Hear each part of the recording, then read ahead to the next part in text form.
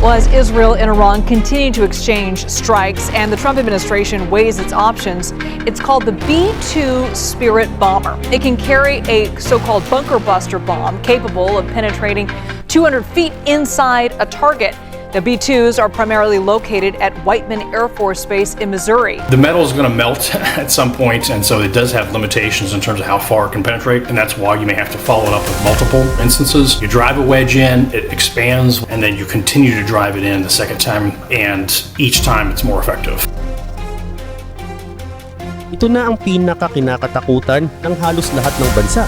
B-2 bombers ng Amerika gagamitin na nga ba sa Iran? Kung sakaling mang magkatotoo ito ay isang bagay lang ang malinaw, durog at mabubura sa mapa ang Iran. Pero paano at bakit nga ba ito gagamitin ng Amerika? At yan ang ipapaliwanag sa atin ni Paulo. Pero bago yan, paki-like naman at subscribe ng video na ito. Malaking bagay na ito sa aming mga content creator. Maraming salamat po. Tila wala ng atrasan. Ang Estados Unidos ay handa nang pumasok sa digmaan. Kahit pa nananawagan ang Washington ng walang kondisyong pagsuko mula sa Iran, may bagong intel na nagpapakitang posibleng bumibilis ang kilos ng Iran para makabuo ng kanilang unang nuclear bomb. Ayon sa ilang hindi pa kumpirmadong ulat, inuutusan na raw mismo ni Supreme Leader Ayatollah Ali Khamenei ang mga siyentipiko ng Iran na gamitin kung anuman ang natitirang enriched uranium para buuin ang isang bomba. Kahit isa lang. Kung totoo ito, nagsimula na ang bilangan ng oras. Sa isang banda, iniikot na ng Amerika ang kanilang mga fighter jet, refueling tankers, at aircraft carriers mula South China Sea patungong Persian Gulf. Handa na sa isang full-scale na gera. Sa kabilang banda, nagmamadaling tapusin ng mga Iranian scientist ang kanilang nuclear device bago pa man makalapag ang mga B-2 stealth bombers ng Amerika na may dalang goodbye gift diretso sa mismong puso ng pasilidad nuklear ng Iran.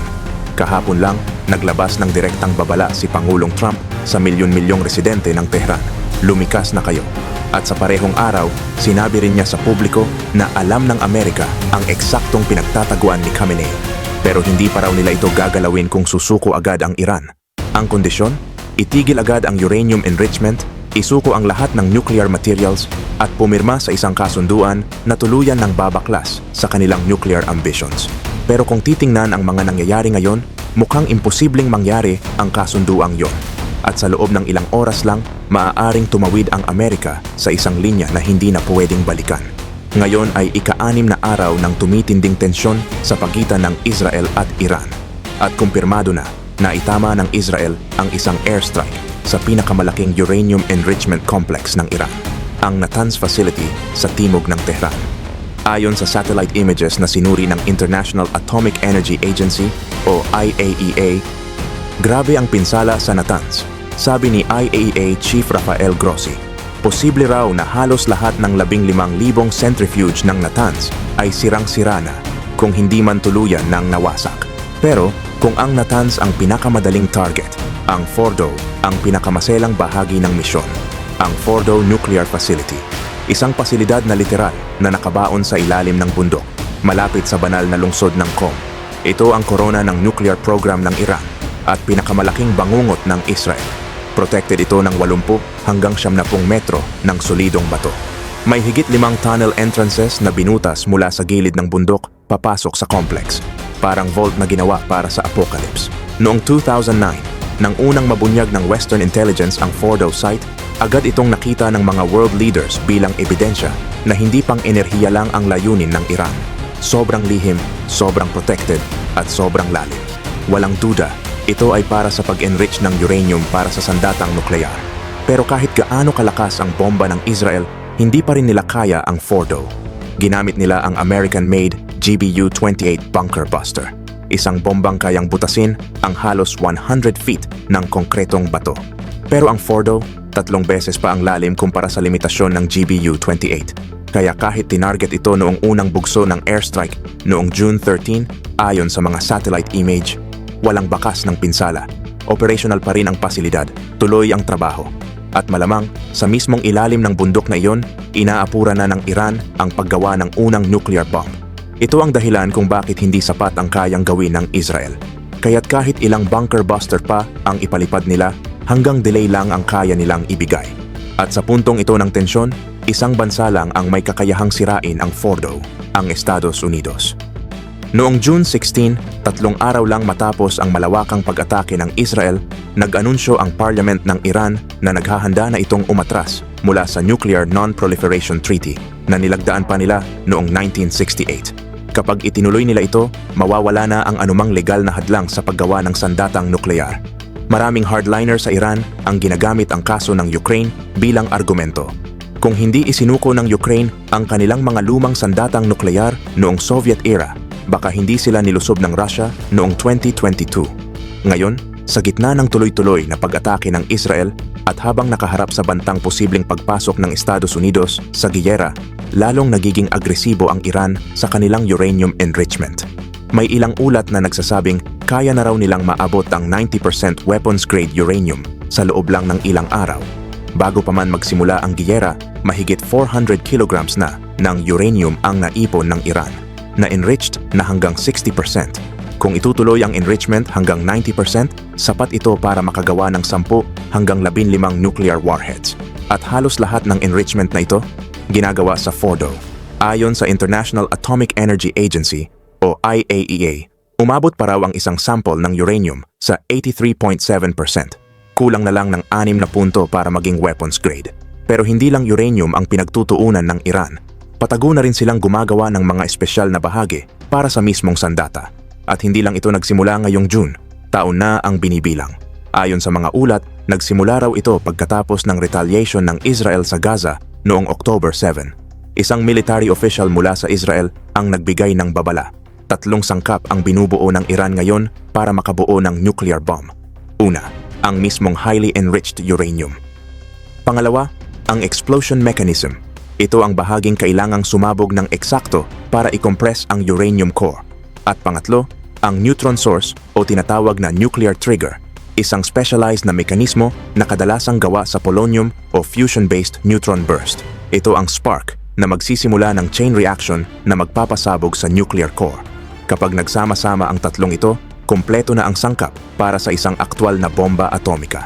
Sa loob ng maraming taon, naniniwala ang intelligence community ng Amerika at IAEA na wala pang aktwal na konstruksyon ng nuclear bomb.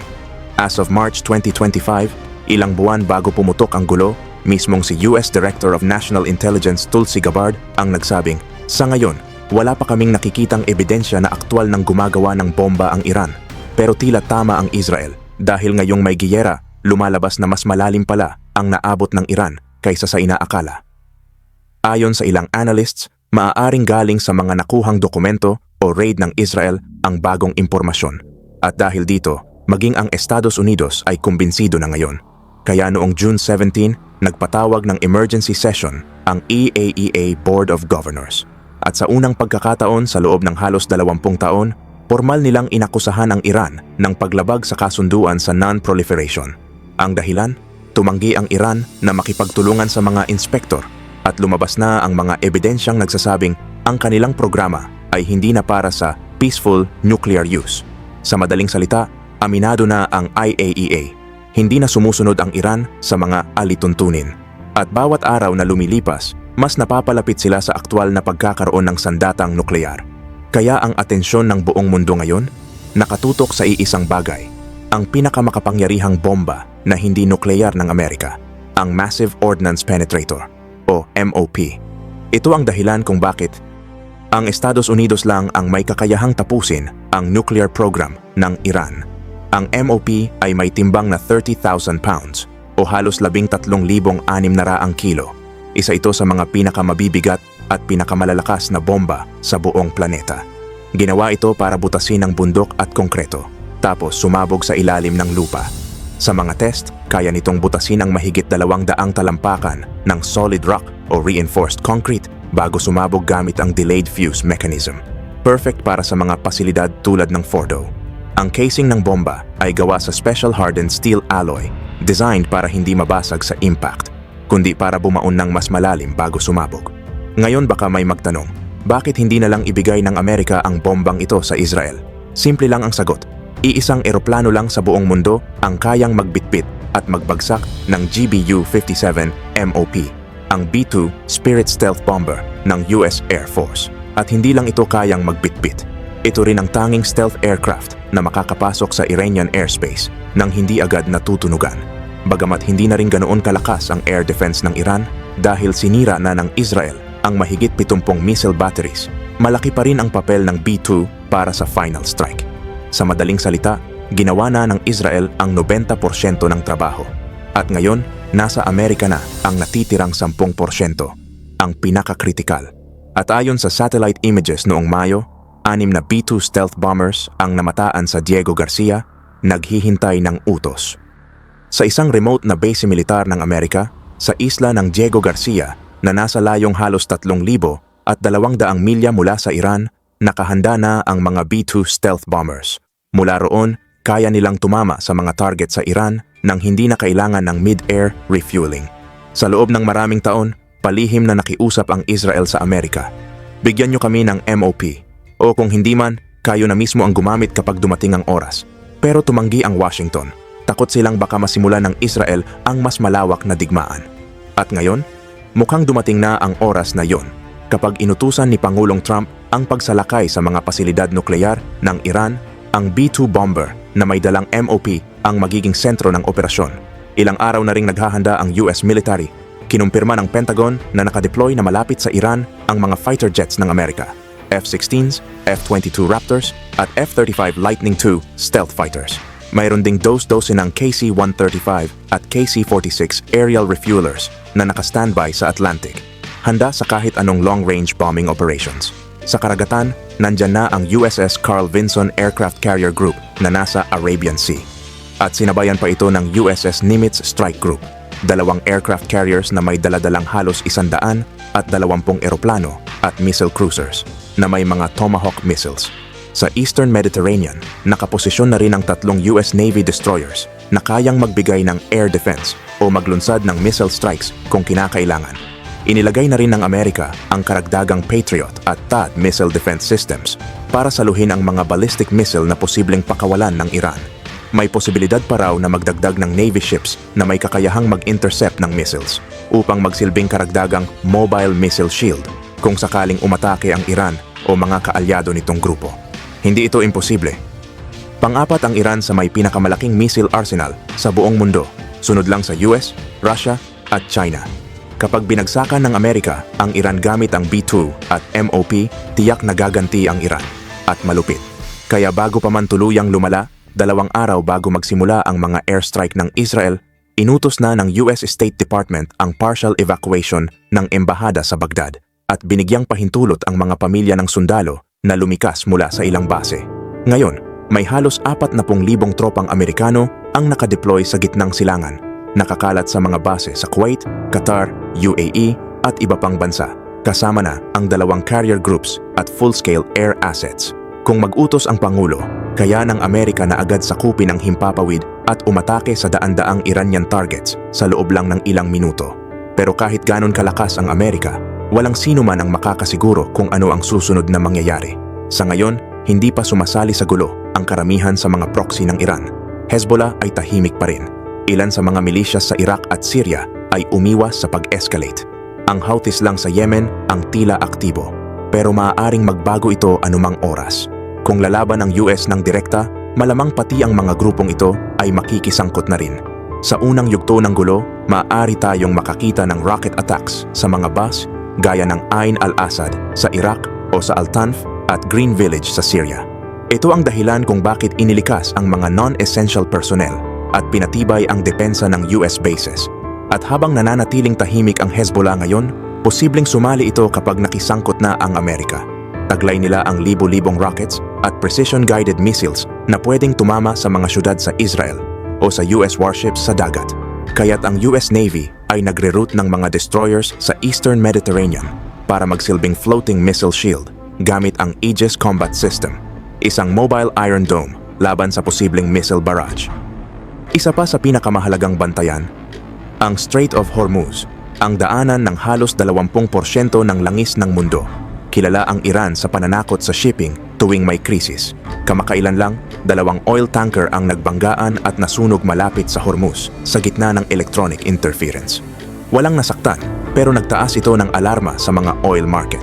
Kapag sinubukan ng Iran na i-mine ang strait o targetin ang mga tanker, pwede nitong itigil ang daloy ng langis sa buong mundo. At kahit hindi direktang tamaan ang oil fields, ang mga collateral damage o retaliatory strike ay sapat na para magdulot ng global supply shock. Tataas ang presyo ng langis, lampas $100 kada bariles. At maaaring simulan nito ang panibagong pandaigdigang krisis sa enerhiya.